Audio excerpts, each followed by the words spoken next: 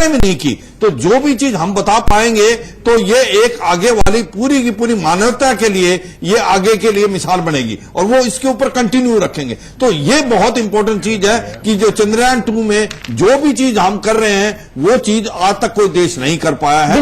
हम आगे बढ़ेंगे और इससे हमको, तो ये बहुत इंपॉर्टेंट चीज है कि जो चंद्रयान 2 में जो भी चीज हम कर रहे हैं वो चीज आज तक कोई देश नहीं कर पाया है। हम आगे बढ़ेंगे और इससे हमको ही फायदा नहीं, अमेरिका, चीन और रूस के भी जो वैज्ञानिक हैं उनको भी बहुत फायदा होगा। जी, इस तरह दिनेश नैन जी भी हमसे बात करना चाह रहे हैं। कर्नल दिनेश नैन हमारे साथ मिसाइल एक्सपर्ट, उनसे भी बात कर लेते हैं। जी सर, आप क्या कहना चाहते हैं? देखिए कंचन, मैं अगर आप इजाजत दें तो मैं इसका डिफेंस का एक पहलू भी कवर जी जी बिल्कुल सर। अगर आपको याद हो 1950 के दशक के अंदर जब दूसरा विश्व युद्ध खत्म हुआ, मुझे कंचन थोड़ी इको आ रही है, अगर आप थोड़ी कम करा दे तो अगर 1950 के दशक के अंदर अगर आपको याद हो जब दूसरा विश्व युद्ध खत्म हुआ जी, तो जल, थल और वायु के अलावा रूस और अमेरिका के बीच में अंतरिक्ष के अंदर एक लड़ाई छिड़ गई, जिसके अंतर्गत रूस ने 1959 के अंदर अपना ल्यूना प्रोजेक्ट शुरू किया और पहला और दूसरा ल्यूना प्रोजेक्ट फेल हुआ, लेकिन तीसरे प्रोजेक्ट में उन्होंने अपना ल्यूनोइड जो है वो अंतरिक्ष में उतार दिया। जी, इसी को देखते हुए यह डर हुआ कि कहीं जाकर के अंतरिक्ष में लड़ाई शुरू ना हो जाए, तो 1967 में 1967 में यूएनओ ने एक चार्टर एक ट्रीटी का घोषणा की कि कोई भी देश या तो अंतरिक्ष में या किसी भी ल्यूनर स्पेस या चांद वगैरह को इस्तेमाल करके, सेलेस्टियल बॉडी को इस्तेमाल करके किसी देश पे अटैक नहीं करेगा। लेकिन कोई इस बात को मानने को तैयार नहीं होता है, आज जैसा कि आप जानते हैं। और 1969 में नासा ने जो है अपना अपोलो जो प्रोजेक्ट है वो शुरू कर दिया था और उसके बाद उन्होंने अपोलो 17 तक 6 बार नील स्ट्रॉन्ग से लेकर के, आर्मस्ट्रॉन्ग से लेकर के और बाकी अपोलो 17 तक 6 बार लोगों को चांद पे उतारा।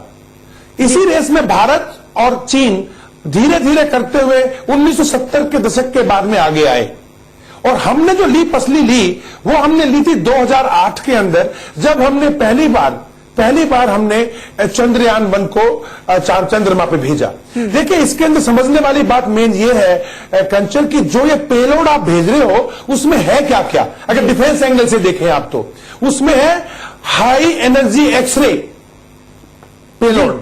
दूसरा उसके अंदर है कि आपकी टेरेन मैपिंग, 100 किलोमीटर के ऊपर दायरे में जब ये आपका ऑर्बिटर घूम रहा होगा तो ये टेरेन मैपिंग करेगा, जो कि हमारे को दुश्मन के देश को एक एक फोटो लेने में भी मदद करेगा फ्यूचर में डिफेंस पॉइंट ऑफ व्यू से। तीसरा इसके अंदर एक पेलोड जा रहा है M3, वो है आपका मून का मिनरल मैपिंग करने के लिए। यानी हमारे देश के अंदर हमें कहीं से भी अगर अपने मिनरल पता करने होंगे फ्यूचर में तो हमारे सैटेलाइट हमको अब बताना शुरू कर देंगे इसके बाद में। चौथा बहुत इंपॉर्टेंट है कंचन, वो है मिनी SR, ये है आपका मिनिएचर सिंथेटिक अपर्चर रिडार्स जो हमारे मिसाइल्स में इस्तेमाल होता है। अगर आपको पता हो बालाकोट के अंदर जो स्पाइस मिसाइल गई थी उसमें ये रिडार इस्तेमाल हो रहे थे। इसके बाद में अगर मैं और बोलना चाहूं आपको तो वो ये है कि इंफ्रारेड जो हमारे क्या नाम है ये स्पेक्ट्रोमीटर्स होते हैं उसको भी पेलोड इसमें भेजा गया है। मेरा कहने का मतलब है आने वाले टाइम में हर कंट्री चांद को अपना एक बेस बनाने की कोशिश कर रही है। हम चौथे नंबर पे हैं, लेकिन सफलता पाने के बारे में हमें मालूम चली। अगर आपको याद हो जब चंद्रयान का जो हमारा ऑर्बिटर घूम रहा था और 6 अगस्त के बाद वो गायब हो गया था, लेकिन उससे पहले जून में अमेरिका ने हमारे कुछ जो हमारे एक्सपेरिमेंट सफल हुए उसको देखते हुए, अभी राम जी यहां पे, रवि जी यहां बैठे हैं आपके पास में, वो इस बात से एग्री करेंगे कि अमेरिका ने एक एल क्रॉस करके सैटेलाइट भेजा और एल क्रॉस का जो सैटेलाइट का जो ल्यूनर रिकनेसेंस इसका ऑर्बिटर था वो और आपका चंद्रयान 1 इन दोनों ने मिलकर के फोटोग्राफ खींचे। मेरे को सुनाई नहीं दिया। बिल्कुल सही कह रहे हैं सर, ये अब जो वार है पूरा वो स्पेस को लेकर है। मतलब हम बालाकोट में हुआ और अमेरिका और रशिया और चाइना ये सब मिलकर अब डेटा कलेक्ट कर रहे हैं असल में। तो आप बिल्कुल सही कह रहे हैं, मतलब ये बहुत इंपॉर्टेंट हो गया है आजकल कि हमें दुनिया के बारे में, उसके टेरेन के बारे में डेटा हमारे पास उस प्रकार की इमेजिन्स हो, हम उस प्रकार, जैसे आपने अभी बताया ना, इंफ्रारेड और उसके थ्रू हमें वहां के टेरेंस मालूम हो, तभी हम अपने किसी भी उसको। बिल्कुल निमिष, मैं आपके पास लौट रहा हूं वापस। बिल्कुल, अब 8 मिनट का वक्त रह गया है चंद्रयान 2 की लॉन्चिंग में, और सिर्फ 8 मिनट बाद भारत जो है इतिहास रचने जा रहा है। अमेरिका, चीन और रूस के बाद चौथा देश हो जाएगा भारत ऐसा करने वाला। सिर्फ 8 मिनट का वक्त रह गया है। हालांकि पिछली बार कुछ टेक्निकल खामियों की वजह से नहीं हो पाया था, लेकिन फिलहाल आपको बता दें कि जो खबर मिल रही है उसके मुताबिक मिशन डायरेक्टर ने लॉन्च को हरी झंडी दिखा दी है। यानी कि अब लॉन्च में किसी तरह की कोई भी इशू नहीं है, जैसा कि पहले हुआ था 15 जुलाई को, जब 56 मिनट कुछ सेकंड पहले शायद लॉन्चिंग को टाल दिया गया था। लेकिन फिलहाल मिशन डायरेक्टर ने इसको हरी झंडी दिखा दी, यानी कि अब से ठीक 8 मिनट बाद चंद्रयान 2 लॉन्च कर दिया जाएगा। इतिहास रचने जा रहा है। बहुत बड़ा पल है सर हिंदुस्तान के लिए। बिल्कुल, जो आपने बताया ये इसमें कोई शक नहीं कि ये एक प्रकार से गेम चेंजर है। वर्ल्ड के अंदर आप एक चौथी देश बन जाओगे, और आपने जिस तरीके से बताया, जो दूसरी देश इसको हजारों करोड़ रुपए खर्च कर चुके, आपने बड़े इंडिजिनियसली इसको प्रिपेयर किया है, 800-900 के करीब बढ़ाया है। रशिया जो हमको हेल्प कर रहा था वो भी पीछे हट गया, और हमने अपने बलबूते पे ये जो चंद्रयान 2 जो भेज रहे हैं, और जो 2-3 बातें हम पहले भी कर चुके कि क्या सबसे सिर्फ 6 मिनट बाकी है, बिल्कुल सिर्फ 6 मिनट बाकी है। मिशन डायरेक्टर ने लॉन्च को हरी झंडी दिखा दी है। 6 मिनट बाद भारत का जो सपना है वो पूरा होने जा रहा है, और भारत इतिहास रचने जा रहा है। सिर्फ 6 मिनट की दूरी है भारत और इतिहास रचने के बीच, जब चंद्रयान 2 की लैंडिंग की जाएगी। और एक चीज और मैं सर आपसे जानना चाहूंगा, मैं आपसे जानना चाहूंगा कि इसको साउथ पोल पे लैंड कराने के पीछे क्या रीजन है? देखो, साउथ पोल में पहली बात तो है कि दूसरा कोई भी देश आज तक साउथ पोल में लैंड नहीं किया, ना रूस, ना अमेरिका, ना चीन। मतलब यह था, जब हमारा चंद्रयान 1 गया तो हम काफी इक्वेटर के नजदीक गए थे, तो हमने पता लगाया था कि वहां पर वाटर मॉलिक्यूल है। अगर हम ये चाहते थे कि ये पक्का पुख्ता आना कि भी वाकई वहां पर पानी है या नहीं है, तो ये जगह सिलेक्ट की गई। साउथ पोल जो है वो शैडो एरिया में है, और वहां ठंड ज्यादा रहती है, तो चांसेस पानी के मिलने के ज्यादा वहां है, और वहां पर क्रेटर भी बड़े बड़े हैं। तो हमने सोचा कि एक तो पानी मिलने के चांसेस वहां ज्यादा हैं, इसलिए साउथ पोल में जाएंगे। एक दूसरा ये चैलेंज है, तीसरा और कोई देश नहीं गया, और चौथा जो हमने स्टडी करनी है मिनरल्स वगैरह की भी, वहां पर भी ज्यादा चांसेस हैं साउथ पोल में। तो ओवरऑल जो हम काम कर रहे हैं वो पहले किसी और देश ने नहीं की, अमेरिका के साथ भी। सिर्फ 5 मिनट रह गए हैं, सिर्फ 300 सेकंड दूर है भारत इतिहास रचने से, और 300 सेकंड के बाद, अब 5 मिनट के बाद, अब हर सेकंड की दूरी जो है वो घटती जा रही है भारत के इतिहास रचने में। और सिर्फ आपको बता दें कि सिर्फ 5 मिनट के बाद भारत इतिहास रचने जा रहा है। चंद्रयान 2 की लॉन्चिंग होने जा रही है आंध्र प्रदेश के श्रीहरिकोटा सेंटर से। सर, निगम साहब कुछ कहना चाह रहे हैं? देखिए, सबसे पहले तो शुक्रिया मेरे पास आने के लिए। बहुत देर से बैठा हुआ था और कुलबुला रहा था कुछ बोलने के लिए। और तो सर, ऐतिहासिक पल है, आपकी टिप्पणी बहुत जरूरी है इस पर। देखिए, पहले तो मेरी शुभकामनाएं है कि मिशन पूरी तरह से सफल हो, और पिछली बार किसी कारणों से नहीं हो पाया था। और देखिए, राजनीतिक साख है। देखिए, दुनिया जो है, विश्व कमजोर देशों की तरफ ध्यान नहीं देता। हम पे 50 साल किसी ने ध्यान नहीं दिया, और जैसे जैसे आपकी साख बढ़ रही है, जैसे जैसे आप में वो काबिलियत आती जा रही है, विश्व आप पर ध्यान दे रहा है। ये उसी चीज कड़ी का एक हिस्सा है, जो आगे की जो आउटर स्पेस है, बाहरी अंतरिक्ष है, उसके जो एक्सप्लोरेशन है, उसकी तरफ हमारा जो पूरा ध्यान जा रहा है। और बेस बनाना, चंद्रमा को एक बेस बनाना और वहां पे एक परमानेंट स्टेशन बनाना, तो ये सारा मिशन उसी लिए, पानी ढूंढना वहां पर, और पानी वो भी इतनी क्वांटिटी में जिससे कि वो आपकी कॉलोनी बस जाए, जिससे वहां पर एक परमानेंट स्टेशन बच जाए। एनर्जी का स्रोत देखना, जो जिसको कि वो हीलियम की बात करते हैं, हीलियम 3 की बात करते हैं, वहां ढूंढना। तीसरा है आपके वहां पे जो भूकंपीय एक्टिविटीज हैं, जो सीस्मिक एक्टिविटीज है, उनको देखना, और सोलर रेडिएशंस का क्या वहां पर असर है उसको देखना। ये 4 चीजें जिससे कि वहां पर एक कॉलोनी बस जाए, वहां पर एक, और इस पे सारे विश्व इसका ध्यान है। और जो वहां पहले पहुंच रहा है उसका वो कहता है मेरा अधिकार ज्यादा है, तो जो वहां पहुंच जाएंगे उनका अधिकार ज्यादा माना जाएगा। यही तो, इसलिए भारत भी उस अंतरिक्ष की दौड़ के हिस्से में पहुंच रहा है, और शायद आगे बढ़ रहा है और लोगों से। अमेरिका का प्रोग्राम आप देखेंगे धीमे हो गया है, रशिया का प्रोग्राम भी आपका जो अंतरिक्ष का वो धीमे हो चुका है। चाइना इस वक्त अपनी तरीके से जनवरी में उसने एक लैंड कराया है, लेकिन वो भी साउथ पोल पे नहीं करा पाया है। बिल्कुल। तो आपका साउथ पोल पे जाना और ये चारों चीजें वहां पर देखना, ये और सही चीजें अगर आपको वो पैरामीटर्स मिल जाएंगे, तो आप ये सोचिए कि उस दौड़ में आप सबसे पहले नंबर पे पहुंच जाएंगे। वो देखिए निगम साहब ने बहुत अच्छी बात की, जो सोलर रेस को लेकर बात हो रही है। मैं एक बात अभी हमने देखा होगा कि फ्रांस के साथ हमने इंटरनेशनल सोलर अलायंस बनाया, मतलब सौर ऊर्जा को लेकर, जिसको हम भविष्य की ऊर्जा कहते हैं, क्योंकि ये बाकी सारे जीवाश्म ईंधन बहुत जल्दी खत्म होने वाले हैं। तो सौर ऊर्जा को लेकर अब भारत और फ्रांस मिलकर दुनिया के तमाम देश जहां पर 300 दिन से ज्यादा धूप आती है, उसको लेकर हम लोगों ने एक संगठन बनाया, उसकी स्थापना यहां पर हुई और भारत उसको आगे लेकर बढ़ रहा है। तो यदि ऐसा होता है तो आने वाले समय में एनर्जी के मामले में भारत एक पूरी दुनिया में सबसे आगे रहेगा और इसका बहुत बड़ा, मतलब जो हम कह रहे हैं कि भारत विश्वगुरु बनेगा, तो वो ये इसकी दिशा में एक बड़ा कदम साबित होगा। बिल्कुल। और अब सिर्फ 2 मिनट का वक्त बाकी रह गया, सिर्फ 2 मिनट के बाद आप टाइम क्लॉक देख रहे हैं, हम आपको नीचे दिखा रहे हैं, 2 मिनट 30 सेकंड का वक्त रह गया है। 2.5 मिनट के बाद चंद्रयान 2 को इसरो लॉन्च कर देगा। अच्छा सर, एक चीज और बहुत इंपॉर्टेंट है, ये इसलिए भी इंपॉर्टेंट है क्योंकि पूरी तरीके से मैं कहूंगा कि मेक इन इंडिया है, रूस ने हेल्प की थी लेकिन बीच में छोड़ दिया, अब जो भी है सब हमारा है, सब है। ये जिसको कहते हैं इंडिजिनाइजेशन, हाँ। Make in India. तो ये रॉकेट जो गया है अभी समझ जा रहा है 2 मिनट के अंदर, ये पूरा इंडिया बेस्ड है, मेड इन इंडिया है। ये बड़ी गर्व की बात है। बिल्कुल। ये तस्वीरें हम आपको इस वक्त दिखा रहे हैं, आप अपने टेलीविजन स्क्रीन पर देख सकते हैं तस्वीरें कि कितना कौतूहल है वहां पर लोगों के बीच में। इंडिजिनाइजेशन को लेके मैं बात कहना चाहूंगा जी कि इतिहास में हमने भारत को जब भी कोई चीज डिनाई की गई है, हमारे लिए एक वरदान सिद्ध हुआ है। हमने वो पूरी तरह से उसको समझ करके और पूर्णतः एक स्वदेशी बनाई है, चाहे वो हमारे स्ट्रेटेजिक मिसाइल हो या फिर स्पेस प्रोग्राम हो। तो अगर हमने ये खुद ना बनाया गया होता तो आज ये कई ज्यादा कीमत आती है इसमें, अगर हम विदेश से एक क्रायोजेनिक इंजन लेते। लेकिन आज इससे क्या हुआ कि हमें इसकी जो आधारभूत जो बेसिक अंडरस्टैंडिंग होती है, आज वो हमारे पास है। आज हम किसी भी तरह का क्रायोजेनिक इंजन डिजाइन करने की क्षमता रखते हैं और बहुत कम कीमत पर डिजाइन कर पा रहे हैं। एक और बात अभी आई थी कि साउथ पोल पे क्यों, साउथ पोल पे मिनरल्स और वाटर होने की सबसे ज्यादा संभावनाएं हैं। हम पानी की बात करते हैं, ऐसा लगता है कि शायद पानी अगर कल को वहां जाएंगे तो पीने के लिए पानी चाहिएगा।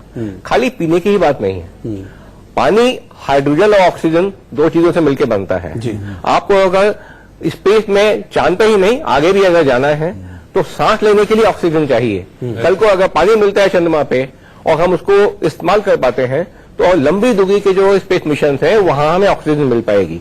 तीसरी बात है कि पानी का इस्तेमाल खुद ईंधन की तरह इस्तेमाल किया जाता है। ये एक नई टेक्नोलॉजी है और सौभाग्य से हमारे देश में ही एक स्टार्टअप कंपनी है। बिल्कुल। अब सिर्फ 30 सेकंड रह गए हैं, सिर्फ 30 सेकंड रह गए हैं। हम आपको तस्वीरें दिखा रहे हैं, देखिए पूरी तरह से लॉन्च के लिए तैयार है चंद्रयान 2, पूरी तरीके से शुद्ध भारतीय ये चंद्रयान 2 है जिसको लॉन्चिंग की जानी है। अब से सिर्फ 30 सेकंड के बाद इसको लॉन्च किया जाएगा और फिर on the ground -18 seconds now. अब आप ध्यान से अपनी स्क्रीन पे देखिए, अब आखिरी के 10 सेकंड बाकी हैं। अब मैं कुछ दिन के लिए अपनी वाणी को रोकूंगा, आप ध्यान से देखिए। 7, 6, 5, 4, 3, 2, 1, 0। इस समय आप अपनी स्क्रीन पे देख रहे हैं 2 S-200 रॉकेट, 5 सेकंड दोनों का प्रज्वलन हो गया है और उसने भारत के लिए, भारत के स्पेस साइंस के लिए, और ये तस्वीरें आप देख सकते हैं, ये तस्वीरें इतिहास रचने की तस्वीरें हैं। और इसी के साथ चंद्रयान 2 को लॉन्च कर दिया गया है। आपको बता दें कि अब ये 13 अगस्त तक पृथ्वी के चारों तरफ चक्कर लगाएगा और उसके बाद 13 से 19 अगस्त तक चांद की तरफ जाने वाली कक्षा में यात्रा करेगा और 19 अगस्त को ही ये चांद की कक्षा में पहुंचेगा और इसके बाद 31 अगस्त तक चांद के चारों तरफ चक्कर लगाएगा। तो ये बेहद ऐतिहासिक पल है भारत के लिए। किन शब्दों में मैम आप ये जो तस्वीरें इनको डिस्क्राइब करेंगे? ये बहुत ही एक्साइटमेंट भरा पल है और इसमें न केवल भारत, ये पूरे विश्व के लिए एक अनोखा पल है। अब देखिए एक बड़ी बात आपने देखी कि 2 चीजें बहुत ज्यादा इसमें मायने रखती है। एक तो उसका जब शूट करता है, मतलब वो जब, क्योंकि अधिकांश जितने भी मिशन हुए हैं वो उसी उसमें लैंडिंग और जब वो शूट करता है, मतलब स्टार्टिंग और लैंडिंग ये 2 बहुत इंपॉर्टेंट होते हैं। हमने आधी दूरी तो तय कर ली है, ये तो हम सब टेलीविजन पर देख रहे हैं और हमारी आधी दूरी मतलब टेक ऑफ हमारा जो है वो सक्सेसफुल रहा है। ये बहुत बड़ी चीज है। ये देखिए, तो ये हम देख रहे हैं। देखो, इसमें कोई शक नहीं कि हमने बहुत बड़ी अचीवमेंट ली है, क्योंकि हर चीज में स्टार्टिंग पॉइंट बहुत इंपॉर्टेंट है। वो स्टार्टिंग पॉइंट हमने जीत लिया है। और फिर दूसरी बात, वैसे ये बात अलग है कि चंद्रयान 1 जो था वो हमारा सक्सेसफुल था, ये हम कर चुके हैं। हमारा अब की बार तो सबसे ज्यादा मुश्किलात है ओनली सॉफ्ट लैंडिंग, जो कि चांद के ग्रेविटी में जाना और उसके बाद सॉफ्ट लैंडिंग करना, वो सबसे ज्यादा मुश्किलात होगी जो पहली बार हो रही है। वो है चंद्रयान 1 था जो वो इम्पैक्टर था। हाँ। वो गिरा पत्थर की था, तरह गिरा। उसने गड्ढा पैदा किया जिससे कि आपको पता लगा कि वहाँ अच्छा, पानी उसमें है। एक और इम्पोर्टेंट बात थी कि चांद की सतह पर ये पहला होगा जो लैंड करेगा। बिल्कुल लैंड चांद की सतह का भी कर चुका है। सॉफ्ट लैंडिंग तो भारत के लिए, भारत के लिए पहला है जो चांद की सतह पर उतरेगा। सॉफ्ट लैंडिंग पहली, इम्पैक्टर तो हम लैंड करा चुके हैं। सॉफ्ट लैंडिंग पहली। अच्छा, दूसरी बात जो बातचीत कर रहे थे, सॉफ्ट लैंडिंग नहीं कर। अच्छा, दूसरी बात जो बातचीत कर रहे थे कि इसका फर्क क्या पड़ता है। देखो, हम किसी टाइम में न्यूक्लियर वेपन बना सकते थे, शायद हमने डिले किया। डिले करने का नुकसान क्या हुआ कि 1974 में जब हमने इसका पीसफुल वो किया, और बाद में जब तक उन्होंने बोला कि जो कंट्री अभी तक कर चुकी उनको ही न्यूक्लियर क्लब में डाला जाएगा, और हम 1998 में जब किया तो हमको सैंक्शन लगी। अगर हम पहले कर देते, जो हमारे अंदर काबिलियत थी, तो हम ही न्यूक्लियर क्लब का हिस्सा बन जाते, हमको बहुत फायदा होता, हमारे को एनर्जी आती, हमारे को जो आज के MTCR जो बातचीत कर रहे हैं, मिसाइल टेक्नोलॉजी जो है वो नहीं दे पाए, वो इसलिए तो इमेज है क्योंकि हम वो न्यूक्लियर क्लब का हिस्सा थे बाहर। बिल्कुल, तो एक बार फिर से अपने दर्शकों को बता दें कि चांद की तरफ भारत ने कदम बढ़ा दिया है, और ये तस्वीरें हम आपको दिखा रहे हैं।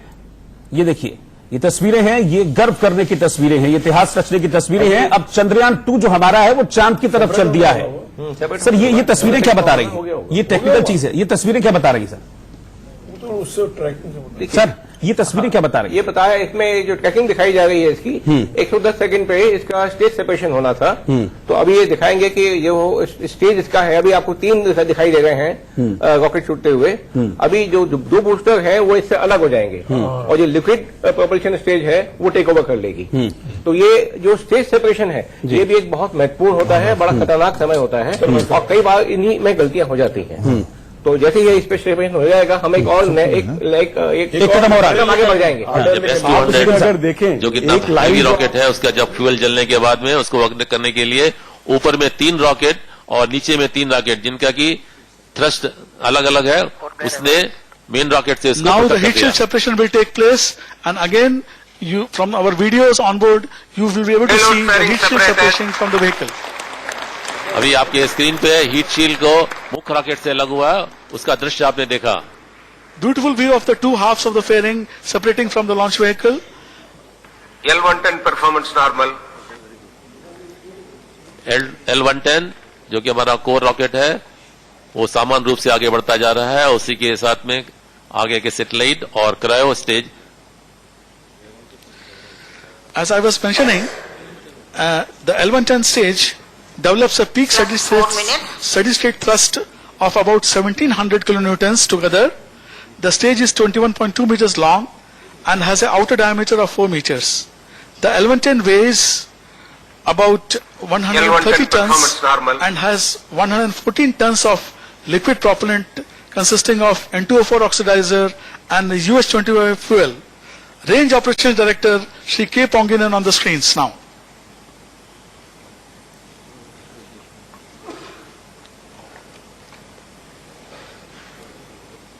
Now L110 is slowly reaching towards its end phase. Another 60 seconds for L110 to go, and as I had told earlier, the L110 was ignited at 110 seconds from the liftoff time, and it will be shut off by the guidance reaching the predefined targets for the L110 stage. Plus 5 minutes. We are launch plus 5 minutes and 5 seconds. And shortly the L110 will be shut off. जब rocket का altitude 170 kilometre, अभी announcement हुआ है, rocket cryogenic rocket प्रज्वलित हो गया है, और गर्व का पल है भारत के लिए, ये गर्व का पल है भारत के लिए।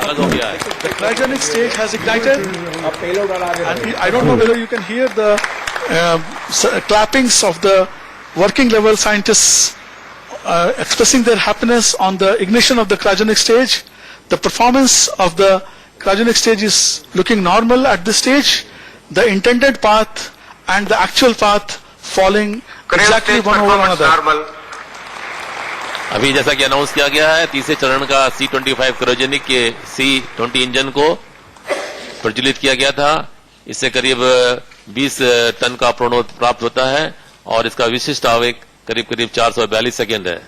अब ये इंजन उपग्रह को इसकी कक्षा में ले जाएगा और ये लगभग 647.8 सेकेंड तक समाचार प्रकटित करता रहेगा और उस समय तक इसकी गति करीब 10.296 किलोमीटर की प्राप्त होगी। उसके बाद ये इंजन बंद कर दिए जाएंगे और उसके 15 सेकेंड के बाद में उपग्रह उससे अलग कर दिया जाएगा। इस समय जो हम देख रहे हैं इसकी एल्टीट्यूड करीब 199.9 किलोमीटर है और जो टाइम करीब करीब 390 सेकेंड का हो रहा है और इसकी रिलेटिव वेलोसिटी करीब 4.46 किलोमीटर है। The vehicle velocity is about 4.7 kilometers. That is the inertial velocity. We are at an altitude of 204 kilometers. We have covered a range of 890 kilometers from Shar and about 405 seconds into the flight time. The cryogenic stage is 13.5 meters long with an inner diameter of 4 meters. It is loaded with 27.7 tons of cryogenic fuel consisting of liquid hydrogen and liquid oxygen. It develops a steady state thrust of about 186 kilonewtons and has a specific impulse of 443 seconds. This will burn to depletion in about total burn of 650 seconds in this mission. जैसा कि आपको बताया गया हमारे range option doctor के कि cryo stage की जो परफॉर्मेंस है वो सामान्य है। मैं ये आपको बताना चाहूंगा कि क्रायो स्टेज की लंबाई लगभग 13.543 मीटर होती है और इसका डायमीटर, इसका व्यास करीब 4 मीटर है और इसका वेट करीब 32 टन के आसपास रहता है और इसमें प्रोपेलेंट करीब करीब 28 टन उसमें फिल करते हैं और ये इसका बर्न समय जो है वो 647.8 सेकेंड का है और ये थ्रस्ट करीब 196.5 मीट्रिक टन 196.5 किलो न्यूटन का प्रभावित करता है और इसका विशिष्ट आवेग 442 सेकेंड्स है। Now we are about 8 minutes into launch and another 8 minutes we have before the cryogenic stage burns out fully and the satellite is injected. Now I would like to share with you what happens after we place this Chandrayaan-2 into GTO. Today we will place the Chandrayaan into the geostationary transfer orbit of 180 km by 39,120 kilometers and on 7th of September, about 48 days from now, the landing at moon will happen. So what happens in between? Now, after launching it in GTO, to increase the Chandrayaan-2 orbit so as to make the apogee progressively nearer to moon, we will have a total 6 separate burns of Chandrayaan-2 using its own propulsion system. On reaching the perigee for the third time in GTO, the first burn near perigee will raise the apogee altitude to about 47,000 kilometers, and on reaching the fourth apogee, we will burn again to increase the perigee to about 240 kilometers. This 240 kilometer perigee will be held, and then in 4 different earth burns on different dates and in perigees numbered 6, 11, 16 and 19 around the earth, we will raise the apogee stepwise to 55,800, 71,500, 89,700 and finally तो भारतीय अंतरिक्ष अनुसंधान संस्थान यानी कि इसरो ने इतिहास रच दिया है। चंद्रयान-2 को लॉन्च किया जा चुका है। कुल 52 दिनों की यात्रा के बाद चंद्रयान-2 चांद की सतह पर उतरेगा। सर, मैं आपसे जानना चाहूंगा कि लॉन्चिंग के बाद की स्टेजेस क्या होती है, क्या क्या स्टेजेस अभी तक क्रॉस कर लिए? देखिए, जो जिस समय इसने लॉन्च किया इस समय इसके पास बूस्टर थे, लिक्विड प्रोपेलेंट स्टेज थी और क्रायोजेनिक स्टेज थी। ये वो स्टेजेस हैं जो इसको अंतरिक्ष तक ले जानी थी और अब एक एक करके ये अलग होती चली गई हैं। क्रायोजेनिक स्टेज पे इस समय चल रहा था अभी तक और अब ये वो भी सेपरेट हो गई होने को है। 15 मिनट के बाद सेपरेट होना था इसको। तो इस सेपरेशन के बाद हम कह सकते हैं कि ये एक सुरक्षित प्रक्षेपण हो चुका। बिल्कुल। और अब आगे ये जो उस यान के अंदर जो अपने प्रोपेलेंट हैं उनके भरोसे रहेगा और धीरे धीरे इसकी जो कक्षा है, जैसे बताया था अभी ISRO के साइंटिस्ट ने, वैज्ञानिकों ने, कि वो इसकी अपोजी को पहले अभी एक अंडाकार कक्षा में है जी। उसको धीरे धीरे अंडाकार जो कक्षा में जो अपोजी है, जो सबसे दूर का पॉइंट होता है, उसको और बढ़ाया जाएगा और फिर एक समय आएगा कि जब ये चंद्रमा का इन्फ्लुएंस में आ जाएगा और फिर ये चंद्रमा के गुरुत्वाकर्षण को इस्तेमाल करके चंद्रमा के और आगे अग्रसर होगा। तो आज का जो मुख्य काम था वो लॉन्च करने का था। भारत ने एक बहुत बड़ी सफलता हासिल कर ली है और एक बड़ा मील का पत्थर है ये हमारी टेक्नोलॉजी के लिए, जो कि सभी स्वदेशी टेक्नोलॉजीज हैं। अच्छा, ये 52 दिनों के बाद चांद की सतह पर उतरेगा। इस बीच का जो पीरियड होता है उसमें क्या क्या होता है सर? इसमें मैं ये बता पाऊंगा। देखिए, जो जैसा बताया अपोजी होता है, उसका जो ऑर्बिट होता है, पहले उसके ऑर्बिट को धीमे धीमे चंद्रमा के करीब लाएंगे और चंद्रमा में धीमे धीमे जब वो करीब ले आएंगे, उसके बाद वो जब मून की ग्रेविटी के अंदर आ जाएगा और वहां से 100 किलोमीटर की दूरी पे उसके बाद वो धीमे धीमे और लाके सॉफ्ट लैंडिंग करेंगे। तो धीमे धीमे उसकी जो परिधि है उसको घटाएंगे वो और चंद्रमा के करीब लाते जाएंगे। उसके बाद चंद्रमा की ग्रेविटी है जो उसके अंदर आने के बाद उसको सॉफ्ट लैंडिंग कराई जाएगी। देखो, सबसे बड़ी इंपॉर्टेंट चीज ये है, ये कोई डाउट नहीं, अब ये मिशन सक्सेसफुल होगा। तो अब ये जो ऑर्बिट में है, ये है ग्रेविटेशन पुल अर्थ के में धीरे धीरे बाहर निकलता जाएगा। अर्थ की ग्रेविटेशन पुल से जाके चंद्रमा के ग्रेविटेशन पुल में जाना, वो भी एक बहुत बड़ा महत्व है, क्योंकि उसके अंदर भी वो भी एक कॉम्प्लेक्स प्रॉब्लम है और उसको भी ये पूरा विश्वास है निकलेगा। और फिर जब एक बार वो चंद्रमा के ग्रेविटेशन में चला जाएगा तो फिर वो चंद्रमा के चक्कर काटना स्टार्ट करेगा, धीरे धीरे चंद्रमा के नजदीक आएगा और फिर वो जो है ऑर्बिटर रह जाएगा, जो आपका लैंडर है और रोवर है वो उससे अलग हो जाएंगे। और जो लैंडर और रोवर के साथ फिर वो धीरे धीरे सॉफ्ट लैंडिंग करेगा। और वो जो सॉफ्ट लैंडिंग जैसे बताया था, वो एक बड़ी कॉम्प्लेक्स है। भारत पहली बार सॉफ्ट लैंडिंग कर रहा है और जब सॉफ्ट लैंड कर जाएगा और उसके बाद जो आपका रोवर है वो आपका लैंडर से दूर हो जाएगा और वो साइंटिफिक रिसर्च करेगा। पहले पानी का पता लगाना, मिनरल्स का पता लगाना क्या, और वो जो क्यों बातचीत कर रहे थे कि हमारा जो मुद्दा ये है कि चांद तक पहुंचना ही नहीं है, हमारा मुद्दा है स्पेस के आगे जाना, मार्स पे भी हमने जानेंगे। तो अभी आने वाले टाइम में चंद्रमा को सभी बेस बनाएंगे और जो कंट्री जा चुकी शायद उनको जल्दी वो मिलेगा, प्रेफरेंस मिलेगा। हो सकता है आगे जाना ही बंद हो जाए। तो इसलिए ये जो हम गए हैं, ये क्लास 4 के उसमें आगे हैं, इसका महत्व बहुत आगे होने वाला है। तो ये एक बड़ी अच्छाई है कि आज हम 4 देश ही हैं। अगले जो देश आएंगे हो सकता है उनको ये फैसिलिटी ना मिल सके। सदर्न साइड में हम गए हैं, वहां पर हम बेस बना पाएंगे और वो हमारे को रिसर्च जो आगे जाने वाले, चाहे वो मार्स में है, तो हमने जो बेस बनानी है चंद्रमा में, उसके लिए हमें बड़ा फायदा होगा। एक अपर हैंड होगा, क्योंकि जो साउथ पोल है वहां पर अभी तक कोई आज तक ये देखा गया है कि अंतर्राष्ट्रीय कानून जब बनते हैं तो उसमें अपर हैंड उन्हीं का रहता है। कानून बनाने में वही लोग आगे बढ़ते हैं जिनके पास क्षमताएं होती हैं। अब तक हमारे पास क्षमताएं नहीं होती थी, तो भारत जो अंतर्राष्ट्रीय कानून बने वो ऐसे रखे गए कि बाकी देशों को अलग रखने के लिए हम पीछे रह गए थे। बड़ी मुश्किल से हम कुछ ऐसे प्लेटफॉर्म पे आ पाए हैं लेकिन अब आगे ऐसा नहीं होगा। अब हम चंद्रमा पे जैसे जा रहे हैं तो स्पेस से संबंधित, अंतरिक्ष से संबंधित जो भी कानून बनेंगे हम उनकी कैटेगरी में होंगे जिनके पास क्षमताएं हैं, ना कि उनकी कैटेगरी में जिनके पास क्षमताएं नहीं है। बिल्कुल सर, आपको ये एक्सप्रेस, इसकी कोई फॉर्मल ट्रीटी नहीं अभी हुई है। लोगों ने यहाँ तो जमीन तक बेचना शुरू कर दिया चांद में, और वो these are all illegal things. इसके लिए एक बात बनेगा, जैसे मैं सही कहा कि आगे के इंटरनेशनल कानून विस्तार से बनेगा। तो हमें क्या है, एक्सप्लोरर स्टेटस मिल गया है। व्हाट वी कॉल, जैसे अंटार्कटिका में क्या हुआ, जो जमीनें है उन्होंने बांट ली काफी। जो कौन सी कंट्री जिन्होंने बांटी, जो वहां गए थे। बिल्कुल, जैसे हमने, हमारे भी तो वहां गंगोत्री में है वो बेस, हमें मिला तो हमें भी एक्सप्लोरर स्टेटस मिला। अगर हम वहां जाते नहीं गंगोत्री में, इंदिरा गांधी ने कितना बड़ा स्टेप किया। लोग कहते हैं पागल ये गंगोत्री में जाकर क्या करेगी अंटार्कटिका, वो गई।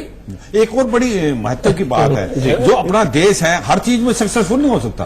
अभी देखो हमारे पास जहाज बनाने की कैपेबिलिटी नहीं, पर मिसाइल है और जो स्पेस में है, सैटेलाइट में, ये हमारे को बहुत जल्दी सक्सेस मिल चुकी है। इसको हमने आगे बढ़ना है क्योंकि इसके अंदर हमारी बहुत काबिलियत है। और जैसे बातचीत कर रहे थे, हमारे जो साइंटिस्ट हैं आज जो हैं नासा में जाते हैं क्योंकि वहां पर उनको रिसर्च करने का मौका मिलता है। जब इसरो के अंदर ये काबिलियत है और इसरो कर पाएगा तो ये जो ब्रेन ड्रेन की जो चली हुई थी वो बंद हो जाएगा और हमारे देश के अंदर ही साइंटिस्ट रहेंगे, क्योंकि 1/3 नासा के जो साइंटिस्ट हैं वो इंडियन है। अगर वो इंडियन बाहर ना जाएं और हमारे देश के अंदर काम करें तो हम कहां से कहां पहुंच जाएंगे। बिल्कुल।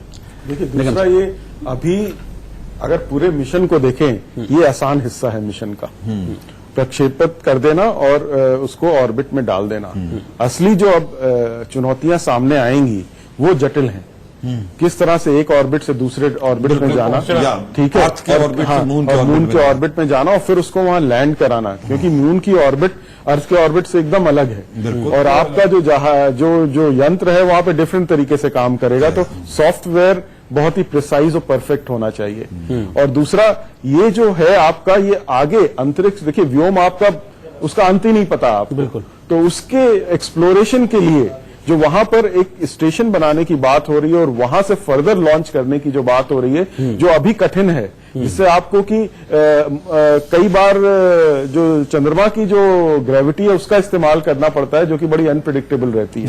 तो इसलिए आपको वहां पर स्टेशन करके आगे के लॉन्च के लिए जो शायद सारे देशों को आना पड़ेगा, अकेले किसी के बस की बात नहीं है, 4 देश किसी के बस की बात नहीं है, 4 देश है, इनको बनाना पड़ेगा। Good over performance, that's what we were expecting from cryogenic stage, and 170 km per g we have obtained, and we have got an apogee of nearly 45,000 kilometers, and this is the over performance what we were expecting, and that is the reason we went for burn to depletion instead of. इस समय mission control कद में इतनी खुशी का माहौल है, सब लोग एक दूसरे से गले मिल रहे हैं और ये हमारे लिए बहुत गर्व की बात है कि हमने अपने पहले प्रयास में चंद्रयान 2 को हाईली एपिकल ऑर्बिट 170/39,000 में प्रक्षेपित कर दिया है। The vehicle has given good over performance, that's what we were expecting from cryogenic stage, and 170 km per g we have obtained, and we have got an apogee of nearly 45,000 kilometers, and this is the over performance what we were expecting, and that is the reason we went for burn to depletion instead of apportioning what is called guidance margin in the cryogenic stage. The mission has been successfully accomplished. The Chandrayaan 2 is now in GTO orbit, a very good GTO orbit which will save some fuel of Chandrayaan. हमारे rocket ने इसको launch कर दिया है। अब satellite से आने वाले जो संकेत हैं वो हमारे ग्राउंड स्टेशन, अभी बहुत जोर से क्लैपिंग हो रही है, इसके मतलब हमारे पास में कुछ संकेत प्राप्त हो गए हैं सैटेलाइट के द्वारा। अब इसका हमारे चेयरमैन ISRO डॉक्टर के शिवन कुछ समय के बाद में उसकी उद्घोषणा करेंगे। The satellite has given its signals. The satellite orbit has been confirmed, and on your screens, Dr. Shivan greeting or taking greetings from his seniors, the earlier chairman of ISRO, other VVIPs, and Sri Sadhguru now shaking hands with Dr. Shivan. All senior scientists are there, and shortly Dr. Shivan is going to address us. So from my side, we say goodbye to you, and please stand by for Dr. Shivan's broadcast. मैं आप सब लोगों से, my dear friend, today is a historical day for space and science and technology in India. I am extremely happy to announce that GSLV Mark III vehicle successfully injected Chandrayaan 2 in the defined orbit. In fact, the orbit is 6,000 kilometers more than what our internet is better.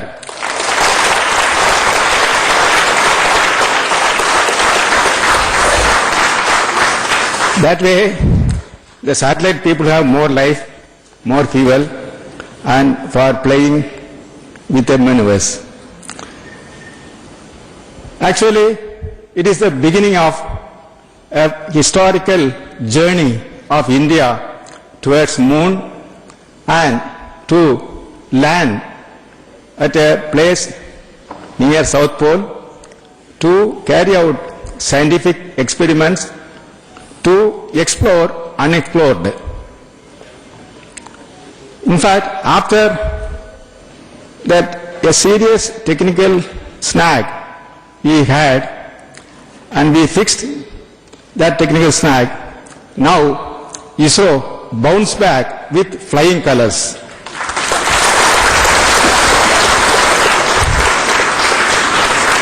Immediately after the technical snag observed in an intelligent way 1 week back, the entire team ISRO seeing into action.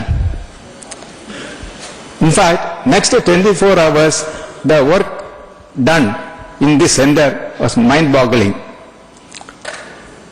And quickly, the vehicle was brought back to normal and identified the root cause of the technical snag, corrected it. Everything happened in 24 hours. In next 1.5 days, the required tests were conducted to ensure that corrections made was proper in the right direction, and we confirm, and after that vehicle is handed over to the management for taking further action. If you are saying this particular mammoth task is possible, or it is only because of the very, very hard work by the team ISRO, especially engineers, technical assistant, technicians, supporting staff of SDSC, VSSC, LPSC and IPRC. In fact, they are working continuously, forget about their families, sacrificing their interest, but non-stop mode, they worked to ensure that the snag is fixed properly. In addition to that, the expert team constituted was really on the job for last 7 days, so that to ensure that every systems are function properly. And it is my duty to salute all the people who have done the work, make it happen successfully. Now, regarding this vehicle, also as a special for this mission, in this mission, GSLV Mark III performance has been increased by 15% more than the earlier mission. Thereby, now the Mark III is approached 410 capability to GTO as we designed.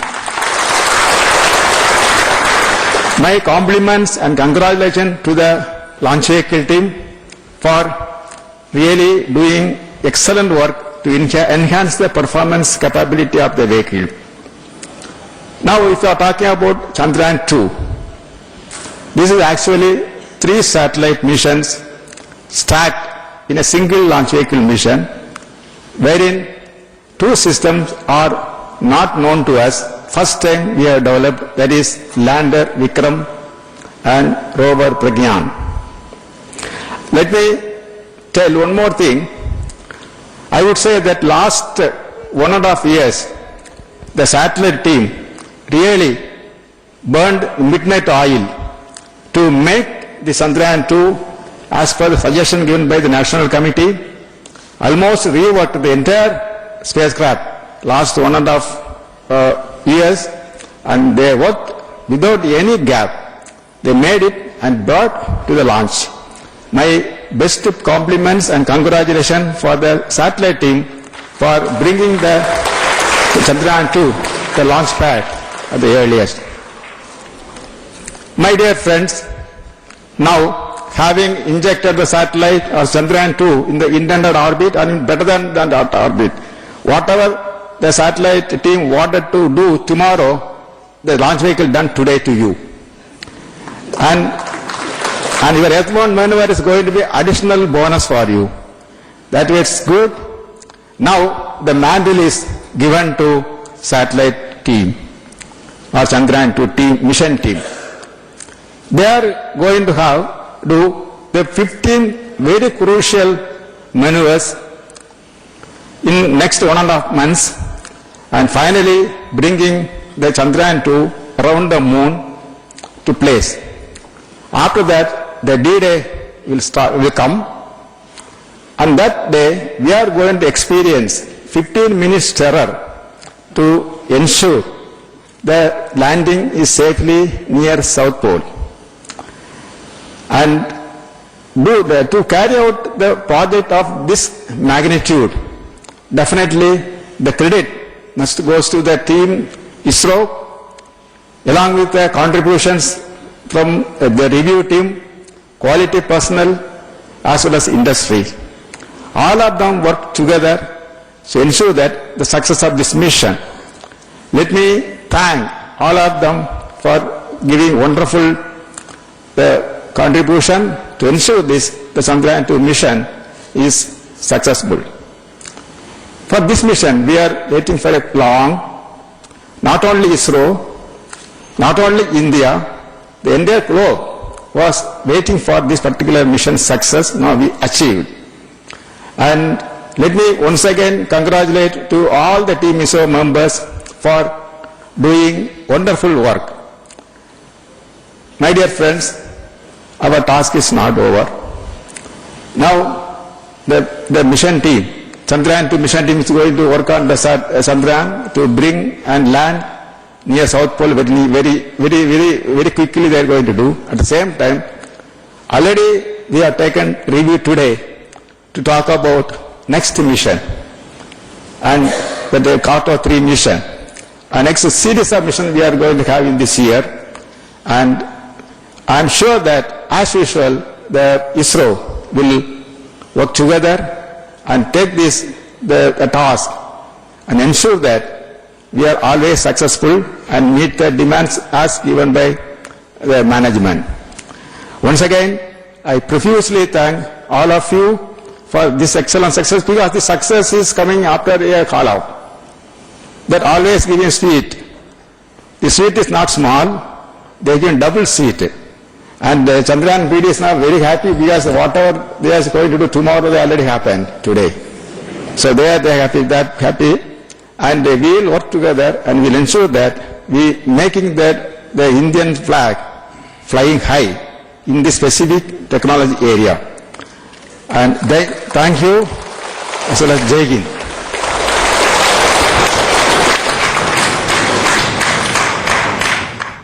तो mission Chandrayaan 2 में लगे सभी वैज्ञानिकों का शुक्रिया अदा करते हुए के सिवन को आप सुन रहे थे, इसरो के चीफ। उन्होंने कहा कि जैसा हमने सोचा था उससे भी बेहतर ये लॉन्चिंग रही है। अब लॉन्चिंग बहुत शानदार रही है। अब उनका ये कहना है कि अब एक सफल लैंडिंग का इंतजार है। चांद को लेकर उन्होंने इससे चंद्रयान 2 को एक ऐतिहासिक कदम बताया। उन्होंने कहा कि बेहद ऐतिहासिक शुरुआत है। साथ ही उन्होंने इस मिशन में लगे जो भी वैज्ञानिक थे उनका सबका शुक्रिया अदा किया। उन्होंने बताया कि